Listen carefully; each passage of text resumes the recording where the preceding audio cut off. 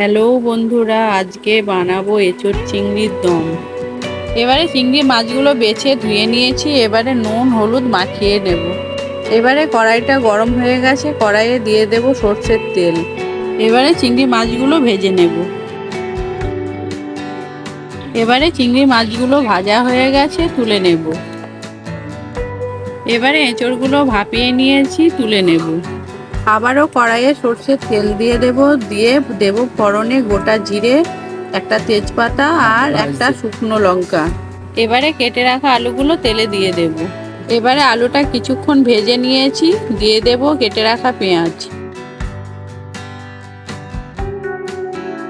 এবারে পেঁয়াজটা ভাজা হয়ে গেছে, এবারে দিয়ে দেব এঁচোড়।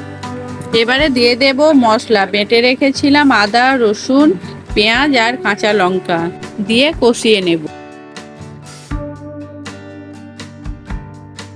এবারে দিয়ে দেব পরিমাণ মতো জিরে গুঁড়ো, হলুদ গুঁড়ো আর কেটে রাখা টমেটো, দিয়ে কিছুক্ষণ মশলাটা কষিয়ে নেব।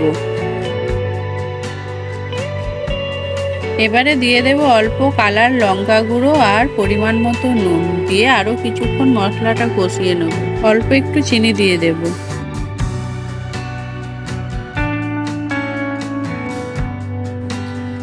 এবারে এঁচোড়টা ভালো করে কষানো হয়ে গেছে, এবারে দিয়ে দেব জল।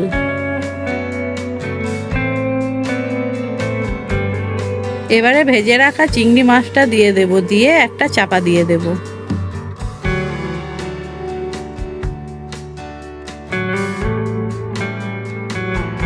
এবারে আমাদের এঁচোড় চিংড়ি হয়ে এসেছে, নামিয়ে নেব।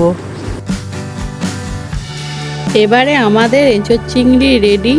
আপনাদের যদি আমার রান্নাটা ভালো লাগে, একটা লাইক কমেন্ট শেয়ার করে দেবেন।